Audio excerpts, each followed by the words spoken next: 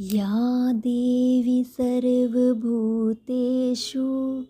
लक्ष्मीरूपेण संस्थिता नमस्तस्यै नमस्तस्यै नमस्तस्यै नमो नमः। जय माँ लक्ष्मी साथियों, जब कोई भक्त सच्चे मन से पूरी श्रद्धा और गहरी निष्ठा के साथ माँ लक्ष्मी की पूजा करता है, यह व्रत कथा को दिल से सुनता है, तो माँ लक्ष्मी तुरंत प्रसन्न हो जाती हैं। माताओं और भाई बहनों, यह व्रत कथा किन किन के लिए खास तौर पर वरदान साबित होती है, जिनके जीवन में हमेशा पैसों की तंगी बनी रहती है, या फिर पैसा आता तो है पर टिकता नहीं है, जिनके घर में हर दिन कोई ना कोई टेंशन, क्लेश या बेचैनी बनी रहती है, और हाँ, जिनकी मेहनत तो बहुत होती है पर किस्मत साथ नहीं देती। ऐसे में अगर भक्त मन से माँ को याद करें, सच्ची भावना से कथा सुने, तो माँ लक्ष्मी जरूर अपनी कृपा बरसाती हैं। कहते हैं, माँ से जो मांगा जाए सच्चे दिल से वो खाली हाथ नहीं लौटाती। माता लक्ष्मी की कृपा को प्राप्त करने के लिए कमेंट में जय माँ लक्ष्मी अवश्य लिखें। अब प्रारंभ करते हैं। माँ लक्ष्मी की यह दिव्य कथा बहुत समय पहले की बात है, एक ऐसे युग की जब धरती पर देवत्व का स्पर्श कहीं अधिक प्रत्यक्ष था। उस असीम अनंत दिव्य लोक में जहाँ स्वर्ण किरणों से निर्मित सिंहासन पर माता लक्ष्मी विराजमान थी। उनका हृदय किसी कमल के समान कोमल और पवित्र था। उनकी दृष्टि जो चराचर जगत के हर कण पर फैली हुई थी, कभी कभी थम जाती थी, विशेषकर जब वह पृथ्वी पर मनुष्य के दुख और क्लेश को देखती थी। हर सुबह जब सूर्य अपनी सुनहरी आभा से धरा को नहलाता था, माता लक्ष्मी अपने दिव्य आसन पर बैठ अपनी करुणा भरी आंखों से पाताल से आकाश तक हर जीव के जीवन चक्र को निहारती थी। वह देखती थी कैसे कोई नन्हा बीज धरती की कोख से फूटकर जीवन की पहली सांस लेता है, कैसे एक माँ अपने शिशु को स्नेह से सींचती है, और कैसे किसान अपनी मेहनत से धरती को हरा भरा बनाता है। पर इन सुख दृश्यों के साथ ही उन्हें वह कड़वी सच्चाइयाँ भी दिखाई देती थी, जो उनके हृदय को गहरा आघात पहुँचाती थी। आज भी उनकी स्वर्णिम दृष्टि जब पृथ्वी के एक छोटे से गांव पर ठहरी, तो उनका कोमल हृदय विचलित हो उठा। उन्होंने देखा एक निर्धन ब्राह्मण परिवार, जिसका मुखिया केशव था, अपने छोटे से जज्जर कुटिया में भूखा प्यासा पर अपने अटूट विश्वास के साथ ईश्वर का भजन कर रहा था। केशव एक अत्यंत ज्ञानी और धर्मपरायण ब्राह्मण था, जिसकी वाणी में वेदों का ज्ञान और हृदय में परोपकार की भावना भरी हुई थी। उसकी पत्नी राधा एक शांत, समर्पित और अत्यंत धैर्यवान स्त्री थी, जिसकी आंखों में गरीबी की पीड़ा थी पर माथे पर संतुष्टि का तेज। उनके छोटे बच्चे भूख से बिलखते कभी अपनी माँ की साड़ी का आंचल खींचते, तो कभी अपने पिता की ओर आशा भरी नज़रों से देखते। माता लक्ष्मी ने देखा केशव अपने टूटे फूटे हवन कुंड में सूखे उपले प्रज्वलित कर रहा था, और राधा अपने अंतिम कुछ चावलों को बच्चों के लिए पानी में उबालने की व्यर्थ कोशिश कर रही थी। उनके पास इतना भी नहीं था कि बच्चे भर पेट खा सके। केशव के चेहरे पर चिंता की गहरी लकीरें थी, पर उसके होठों पर सदा एक प्रार्थना रहती थी, हे नारायण, तेरा ही सहारा है, तू ही सबका पोषण करता है। राधा अपने बच्चों के भूखे चेहरों को देख अपनी आंखों में आंसू लिए चुपचाप चूल्हे के सामने बैठी थी। उसकी आंखों का दर्द, उसकी बेबसी, यह सब माता लक्ष्मी के दिव्य हृदय में सीधे उतर गई। मेरे बच्चों को यह कष्ट क्यों? माता लक्ष्मी के अंधरों से एक गहरी निवास निकली। उनके कमल से नैनों में जल भर आया। एक दिन दो, फिर अनगिनत मोती जैसे आंसू उनके गालों पर लुढ़कने लगे। यह आंसू केवल केशव और राधा के लिए नहीं थे, बल्कि उन सभी अनगिनत आत्माओं के लिए थे जो पृथ्वी पर, जो धरती पर अभावों में जी रहे थे, जो अपनी आस्था बनाए रखने के लिए हर दिन संघर्ष कर रहे थे। उनका हृदय दुख से भर गया। वह अपनी पलकें नहीं झपका पा रही थी। उस दर्द को अपनी आंखों में समेटे हुए वे एक तक उस परिवार को देखती रही। कैसे कोई इतना सरलता, इतनी श्रद्धा और इतनी करुणा के साथ इतनी दरिद्रता में जी सकता है? उनके मन में यह विचार कौंधा। दिव्य लोक के सुख और शांति के बावजूद धरती के इस अथाह दुख ने उनके हृदय को इतना विचलित कर दिया कि उन्हें लगा जैसे उनके भीतर कुछ टूट रहा है। वह अपनी समस्त ऐश्वर्य और वैभव के बीच होकर भी स्वयं को उस क्षण असहाय महसूस कर रही थी। उन्होंने देखा केशव ने अपने बच्चों को सुनाने के लिए एक कथा शुरू की, पर उसकी आवाज़ में भी भूख और थकान की कंपन थी। बच्चे कथा के बीच में ही भूख से अपनी छोटी छोटी हथेलियां मलने लगे। राधा ने उन्हें दिलासा देने की कोशिश की, पर उसके पास देने के लिए केवल उसका प्रेम और खाली हाथ थे। यह दृश्य माता लक्ष्मी के लिए ना देखने योग्य था। अब मैं और प्रतीक्षा नहीं कर सकती, उन्होंने संकल्प लिया। मेरे बच्चों को इस तरह तड़पते हुए देखना मेरी चेतना को स्वीकार्य नहीं है। मैं स्वयं जाऊंगी, मैं उनके आंसुओं को पोंछूंगी। और उसी क्षण माता लक्ष्मी ने अपने दिव्य सिंहासन से उठकर पृथ्वी लोक की ओर प्रस्थान किया। उन्होंने अपने समस्त देवीय तेज को समेट लिया ताकि उनकी आभा धरती के साधारण मनुष्यों को भ्रमित न कर दे। जैसे ही उन्होंने अपने दिव्य लोक की सीमाएं पार की और पृथ्वी के वायुमंडल में प्रवेश किया, उनके कोमल हृदय को एक गहरा आघात लगा। पृथ्वी की कंपन, उसका शोर, उसकी पीड़ा, जो दिव्य लोक से एक धुंधली सी ध्वनि मात्र लगती थी, अब साक्षात उनके शरीर में प्रवेश कर रही थी। मनुष्यों की लालसा, ईर्ष्या, क्रोध, दुख और अश्रु, इन सभी भावनाओं की ऊर्जा तरंगे उनके हृदय में उतरने लगी।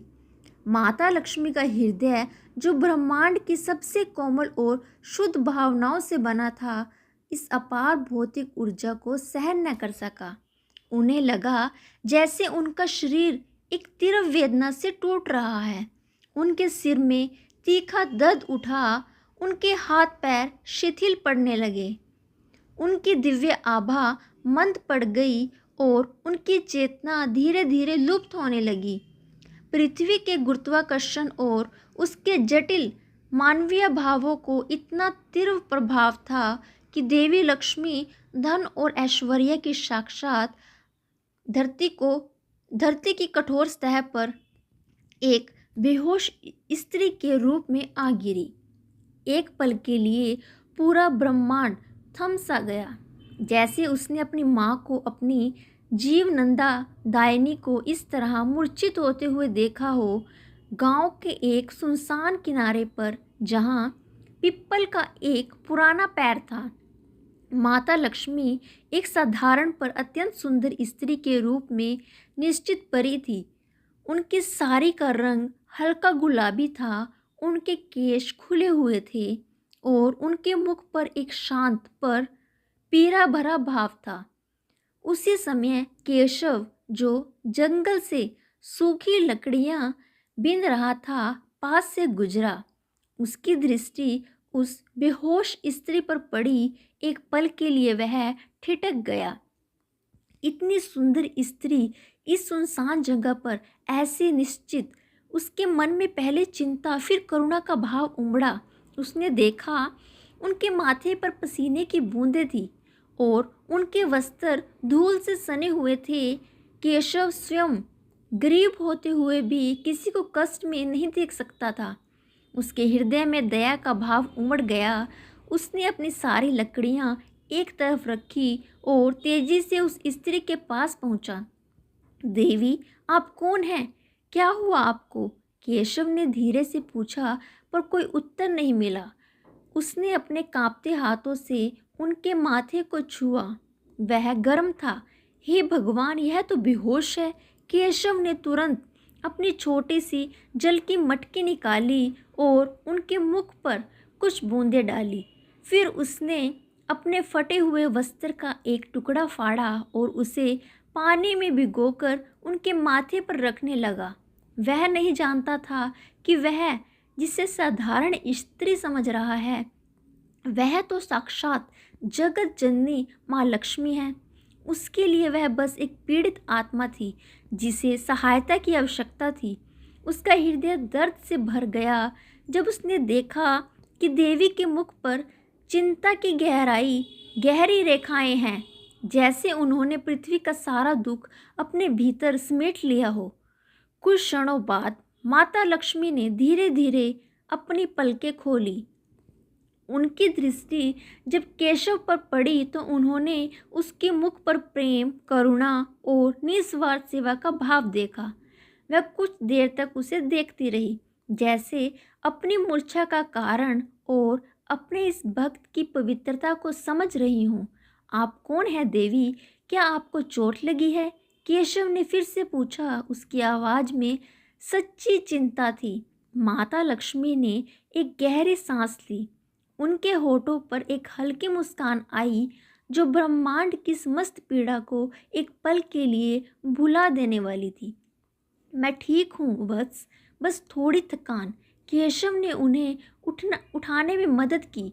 उठने में उनकी मदद की। क्या आप मेरे साथ मेरी कुटिया तक चलेंगी? मेरी पत्नी राधा आपकी ज़रूर सेवा कर सकेंगी। हमारे पास भले ही कुछ ना हो, पर हृदय से हम आपका स्वागत करेंगे। माता लक्ष्मी, जिन्होंने पृथ्वी पर उतरते ही मानवीय लालसा का तीव्र अनुभव किया था, अब केशव के इस निस्वार्थ प्रेम और करुणा को देख भावुक हो उठी। यही तो वह गुण थे जिनके लिए वह धरती पर आई थी। हाँ वत्स, उन्होंने धीरे से कहा, मैं तुम्हारे साथ ही चलूँगी। केशव ने उनके लिए लकड़ियों का गट्ठर उठाने की पेशकश की, पर माता लक्ष्मी ने विनम्रता से मना कर दिया। नहीं वत्स, तुम अपना ध्यान रखो।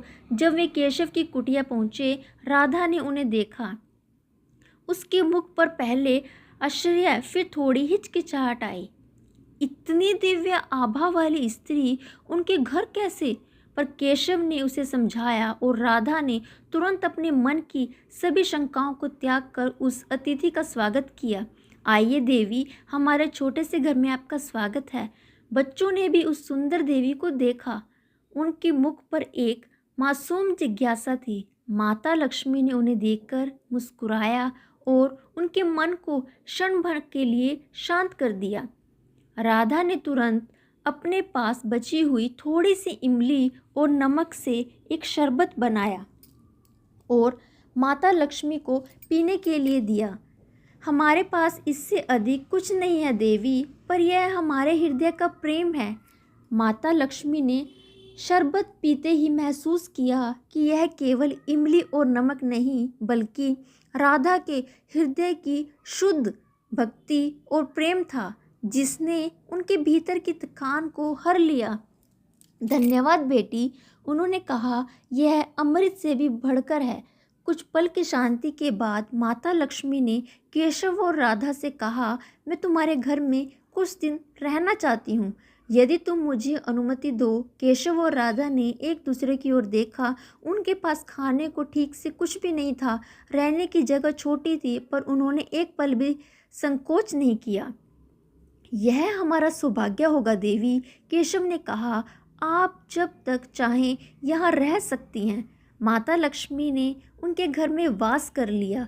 उनके आते ही एक अजीब सी शांति और सकारात्मक ऊर्जा पूरे घर में फैल गई। बच्चों के चेहरों पर थोड़ी चमक आ गई और केशव तथा राधा के मन में एक अज्ञात आशा का संचार हुआ। पर यह सुखमय स्थिति ज़्यादा देर टिकने वाली नहीं थी। उसी गांव में एक लोभी और ईर्ष्यालु व्यक्ति रहता था जिसका नाम धनपाल था। धनपाल गांव का सबसे धनी व्यक्ति था, पर उसके हृदय में संतोष नाम की कोई चीज़ नहीं थी। वह हमेशा दूसरों की चीज़ों पर नज़र रखता था और चाहता था कि सब कुछ उसी का हो जाए। धनपाल ने देखा कि केशव, जो इतना गरीब था, उसके घर में एक अत्यंत सुंदर और दिव्य आभा वाली स्त्री आकर रहने लगी है। वह हर दिन केशव के घर के सामने से गुजरता और अंदर झांकने की कोशिश करता। एक दिन धनपाल ने देखा कि माता लक्ष्मी, जिसे वह एक सामान्य सुंदर स्त्री समझ रहा था, केशव के घर से बाहर निकली और तुलसी के पौधों को जल दे रही थी। उनके मुख पर एक अलौकिक सौंदर्य था जिसे देखकर धनपाल की आंखें चकाचौंध हो गई। उसके मन में तुरंत एक कुविचार आया, यह स्त्री तो लक्ष्मी जैसी दिखाई देती है। अगर यह मेरे घर आ जाए तो मैं और भी धनी हो जाऊंगा, फिर मुझे किसी और चीज़ की ज़रूरत नहीं पड़ेगी। उसकी ईर्ष्या और लालच ने उसे अंधा कर दिया। उसके मन ही मन केशव से घृणा की। यह गरीब ब्राह्मण इस देवी के योग्य नहीं है, मैं ही इसका असली अधिकारी हूँ। अगले दिन दोपहर के समय जब केशव और राधा अपने खेतों में काम करने गए हुए थे और माता लक्ष्मी घर में बच्चों के साथ बैठी थी, धनपाल अपने कुछ गुंडों के साथ केशव की कुटिया के पास आया। उसके मुख पर एक क्रूर मुस्कान थी और उसकी आंखों में लालच की आग जल रही थी। ओ सुंदर स्त्री, तुम इस गरीब की कुटिया में क्या कर रही हो? धनपाल ने अशिष्टता से कहा, तुम्हारे लिए यह जगह नहीं है। मेरा घर, मेरा महल तुम्हारे योग्य है। वहाँ ऐश्वर्य है, सुख है, जो यह ब्राह्मण तुम्हें कभी नहीं दे सकता। माता लक्ष्मी ने उसे देखा। उनके मुख पर एक क्षण के लिए उदासी और फिर हल्की अप्रसन्नता का भाव आया। उन्होंने कहा, वत्स, मैं जहाँ हूँ वहाँ प्रसन्न हूँ। मुझे तुम्हारे महल या तुम्हारे ऐश्वर्य की कोई आवश्यकता नहीं है। धनपाल का अहंकार आहत हुआ।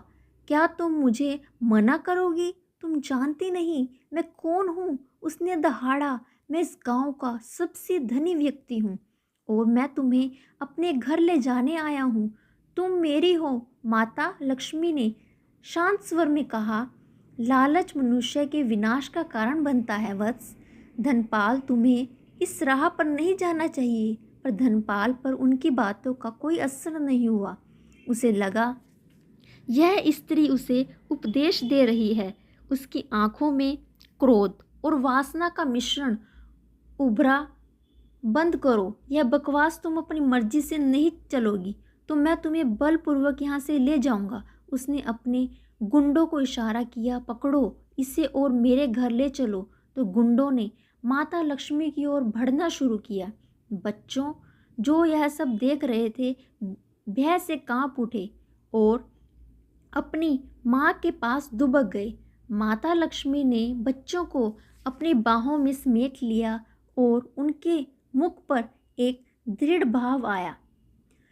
उनके कोमल हृदय में अब क्रोध की अग्नि सुलगने लगी थी। यह केवल उनके स्वयं पर अत्याचार नहीं था, बल्कि उस पवित्र प्रेम और निस्वार्थ भक्ति का अपमान था जो केशव और राधा ने उन्हें दिया था। सावधान रहो धनपाल, माता लक्ष्मी की आवाज़ में अब एक दिव्य गर्जना थी जिसने कुटिया की दीवारों को भी कंपा दिया। जो व्यक्ति निर्दोषों पर अत्याचार करता है और देवत्व का अपमान करता है, उसका विनाश निश्चित है, उसका विनाश निश्चित है। पर धनपाल अपने अहंकार में अंधा हंसा। कैसी बातें कर रही हो सुंदर देवी? तुम एक अकेली स्त्री हो और मैं धनपाल हूँ। मेरे पास ताकत है, मेरे पास धन है, कोई मेरा कुछ नहीं बिगाड़ सकता। उसने एक गुंडे को आदेश दिया, जाओ इसे पकड़ो, इसे रस्सियों से बांधो और मेरे घर ले चलो। अगर यह प्रतिरोध करे तो इसे बलपूर्वक घसीट कर ले आओ। गुंडा माता लक्ष्मी की ओर लपका। जैसे ही उसने माता को छूने का प्रयास किया, एक अविश्वसनीय घटना घटी। माता लक्ष्मी का शांत सौम्य स्वरूप अचानक विचलित हो उठा। उनके मुख पर एक भीषण क्रोध की ज्वाला भड़क उठी। उनकी आंखें रक्त वर्ण की हो गई, जिनमें ब्रह्मांड की समस्त क्रोधित ऊर्जा समा गई थी।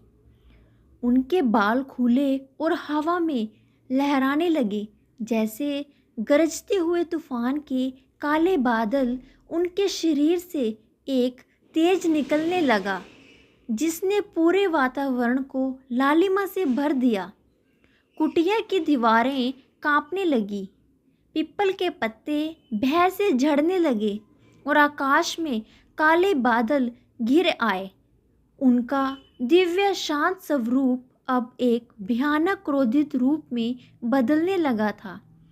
वह रूप जो दुष्टों को संहार करने के लिए प्रकट होता है। उनके हाथ में एक त्रिशूल प्रकट हुआ, जो अग्नि के समान धधक रहा था। उनकी 10 भुजाओं में विभिन्न शस्त्र शोभायमान हो उठे। तलवार, चक्र, गदा, धनुष, बाण सभी दैवीय ऊर्जा से भरे हुए उनके मुख से एक ऐसी गर्जना निकली जिसने धरती और आकाश को हिला दिया। यह कोई साधारण स्त्री नहीं थी, यह साक्षात महालक्ष्मी थी, जो अब महाकाली का रूप धारण कर चुकी थी। दुष्टों के संहार के लिए धनपाल और उसके गुंडे भय से कांप उठे। उनकी आंखों में पल भर पहले का घमंड अब भयानक आतंक में बदल गया था।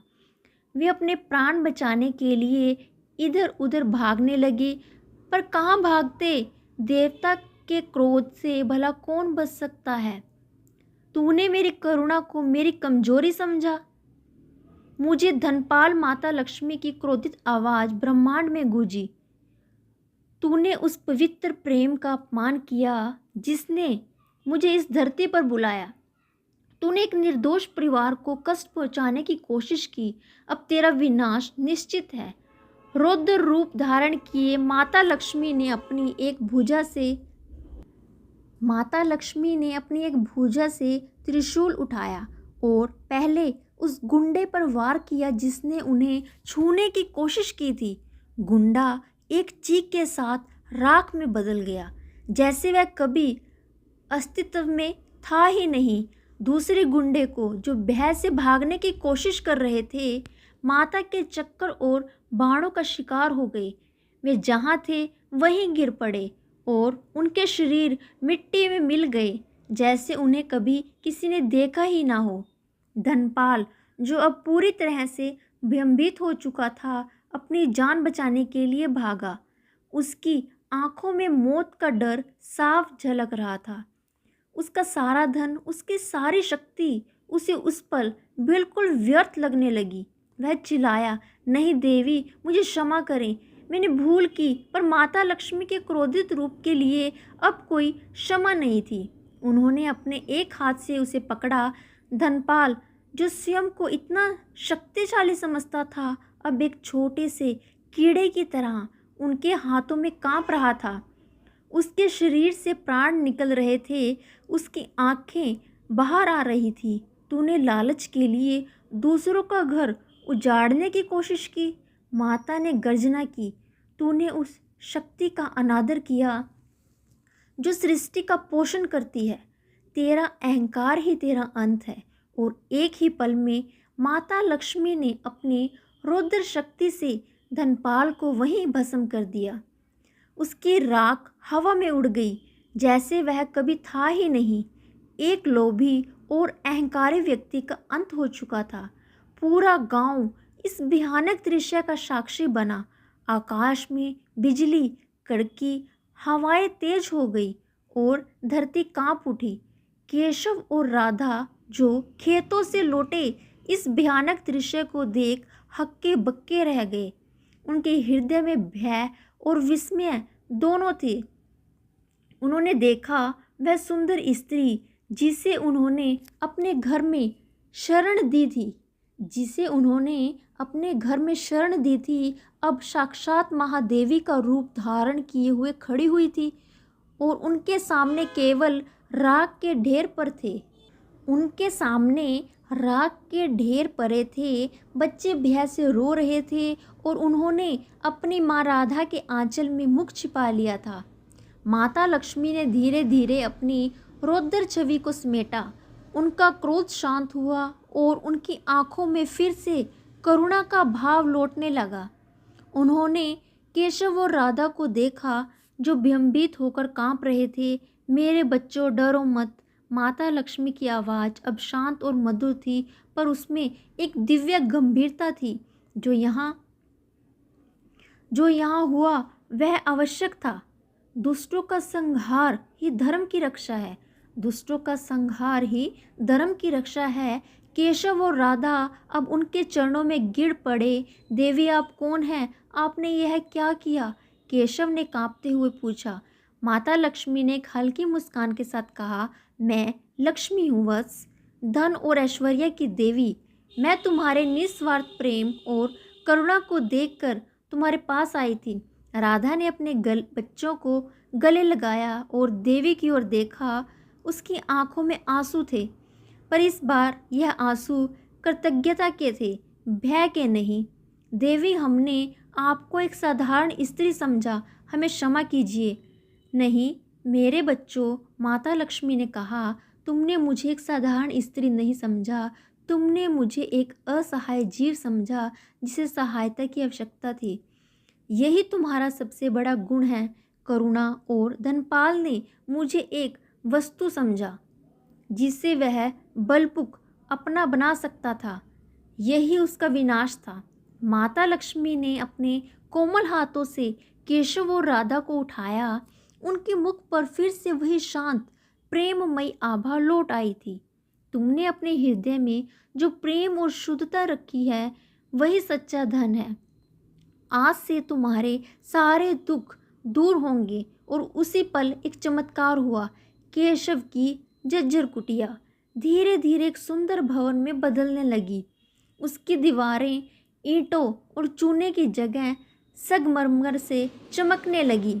फटे हुए बिस्तर रेशमी गद्दों में बदल गए। मिट्टी के बर्तन सोने चांदी के बर्तनों में बदल गए।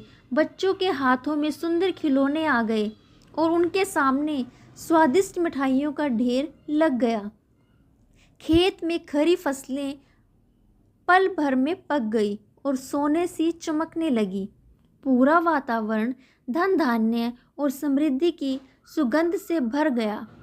केशव और राधा ने देखा, उनके बच्चों के चेहरों पर भूख की जगह खुशी की चमक थी। वे हंस रहे थे, खेल रहे थे। उनकी आंखों से कृतज्ञता के आंसू बहने लगे। यह सब आपका आशीर्वाद है देवी। केशव ने हाथ जोड़कर कहा, यह तुम्हारे निस्वार्थ कर्मों का फल है वत्स। माता लक्ष्मी ने कहा, जिसके हृदय में करुणा और धर्म का वास होता है, मैं सदा उसके साथ रहती हूँ। माता लक्ष्मी ने कुछ देर तक उनके घर में ही वास किया और उनके घर को सुख समृद्धि से परिपूर्ण कर दिया। उन्होंने केशव और राधा को समझाया कि धन का उपयोग कैसे करना चाहिए, जरूरतमंदों की सहायता के लिए, धर्म के प्रचार के लिए और अपने परिवार के कल्याण के लिए।